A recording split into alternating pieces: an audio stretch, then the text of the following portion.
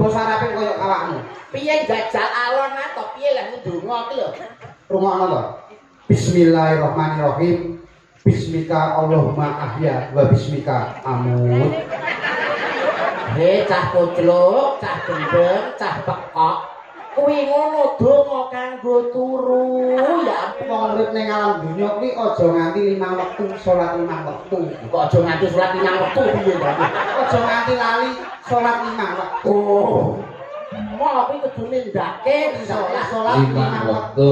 Lah ndol Dal kuwi siji kok. nek lambemu clemang-clemong omonganmu parah wis menjurus ke hal-hal yang tidak positif kuwi paling jatuh harga diri sebagai seniman. Nggih to Mas. Oh, Wangi-wangi bayari. Cak Yuda karo sapa iki? Cak Yuda CS bawa ngono. Monggo Mas diserampake. Monggo tak.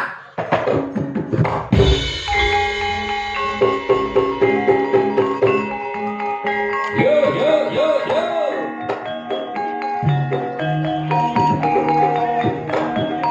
Ora tak iki bulan.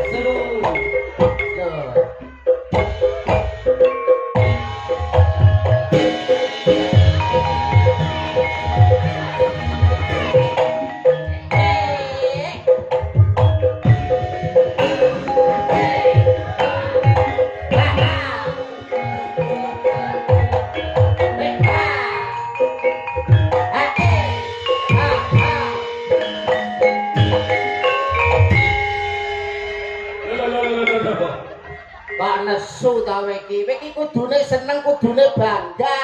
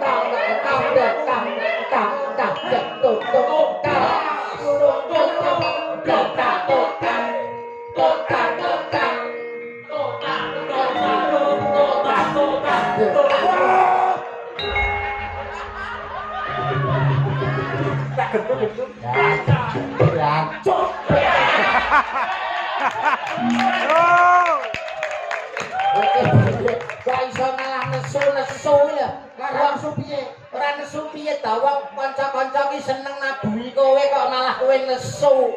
Ora kok arep nabuhi seneng ora. Lah apa arep mateni aku? Lah kok iso arep mateni kowe lho. Wong ronggongan wis mengke-mengke sampe 5 iki. Lah kowe kan kudune ya seneng wong ditambahi lho. Wong mangan sithik ditambahi seneng. Duwe sithik tambahi seneng. Lah kowe joget sithik tambahi kan kudune ya seneng ta kowe iki. Ya ndang bongko kuwi. Kok ndang bongko. Ayo njaluk ngapura karo kanca-kanca. Kanca-kanca. Ngapura kuwi. Ada iso ngono ki lho modelmu kok. Ayo kene mundur kene. Aimu. Ya nesu wong njaluk ngapura kok ngelokne iki lho. Nek njaluk ngapura ya njaluk ngapura ora oleh nesu. Inau lho, ha. Ma'asobirin. Wong sabar ditresnani Gusti Allah. Kene ya paham ngono lho kowe. Paham ngene ora oleh nesu. Ora. Nggih. Wilujeng dalu bojange. Wilujeng dalu tak yuda. Alhamdulillah wa syukurillah dalu punika saged kepanggih wonten ing desa ingkang tangine awan. Kok iso? Karipan. Oh Koripan nggih.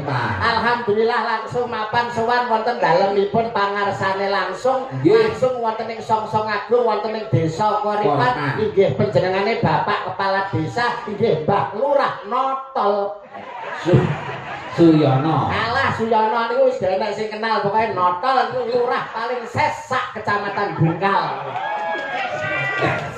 Lah jare Pak Suyono alias Mbah Notol niku none gak apa-apa tole iki lho. Dadi perkara. Nggih, tapi alhamdulillah wa syukurillah pangapunten sanget kalau wae ora dirandan. Tapi pun transite teng webeh. Transite. Ah niku teng ajeng dene Mas Imam Polo mantune dua sini niku.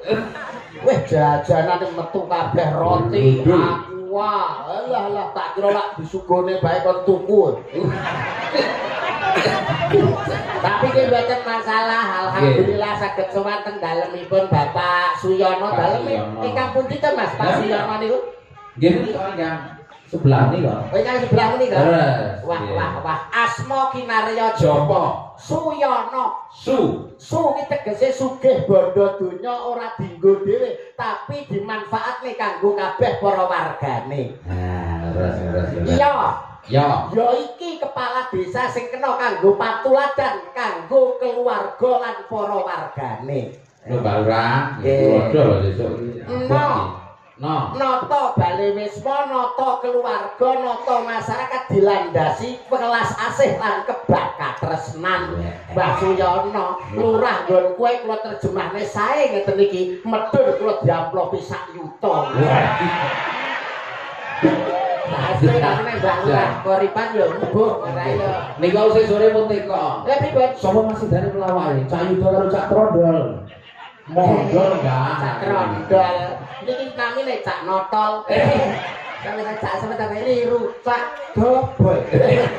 Cak Mondol niki. Sampeyan tak dereng pirsa to Cak Mondol niku sinten? Dereng. Cak Mondol niku asline adalah seorang CEO yang lagi menyamar sebagai seorang dagelan.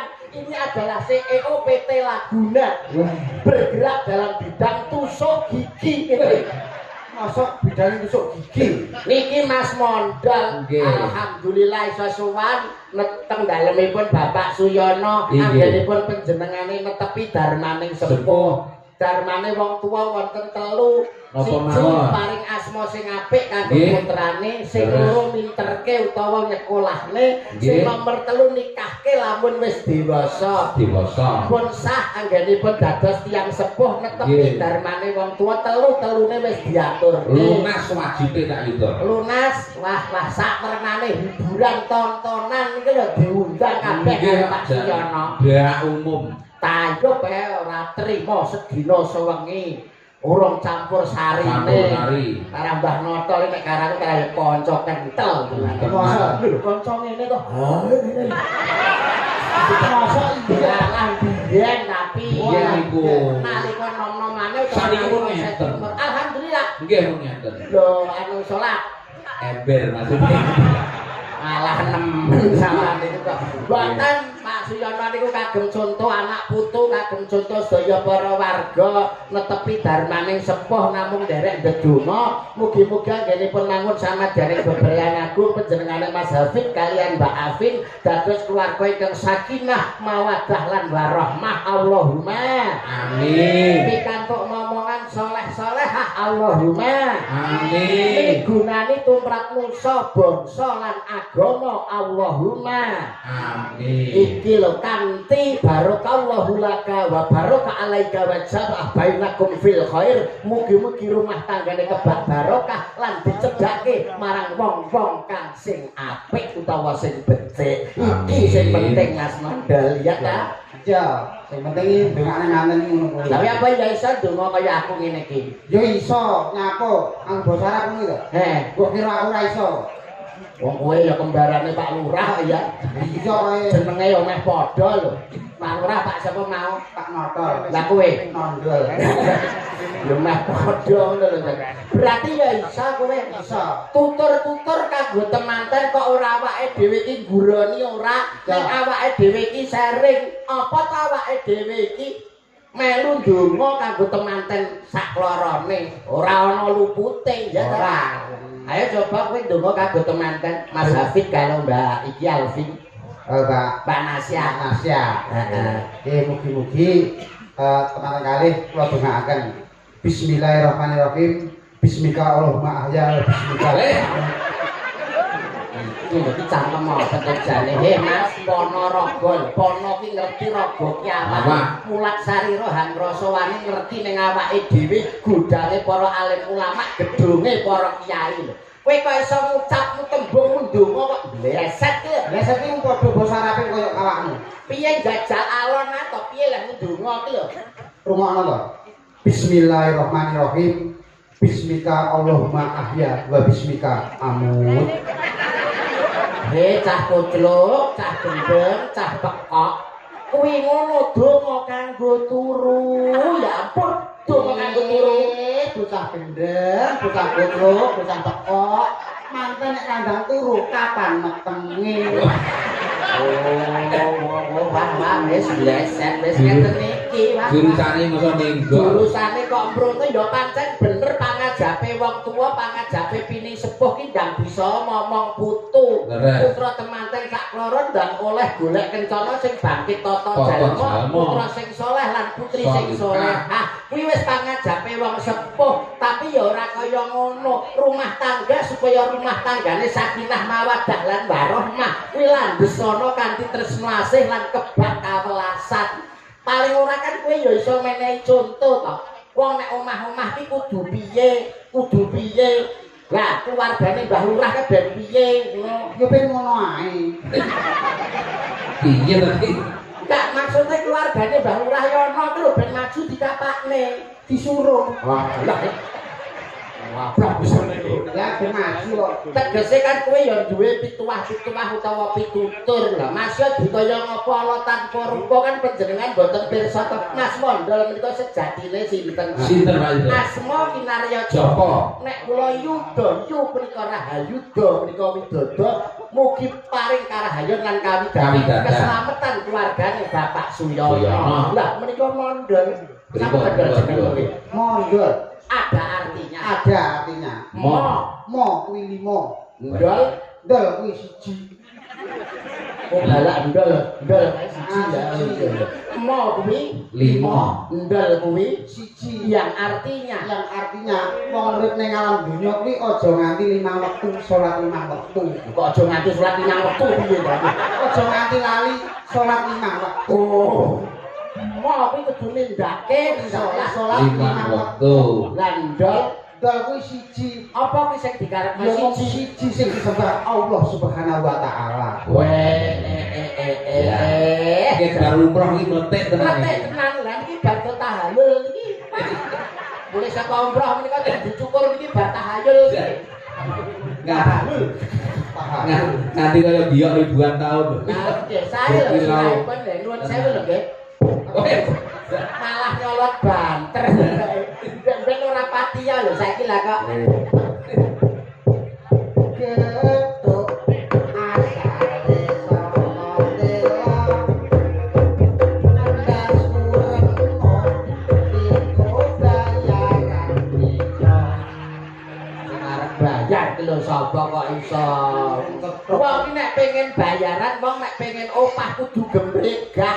Betul. Ha, paling ora awakmu ditutur to, tutur sembur kanggo temantene. Nasihat. Nasihat.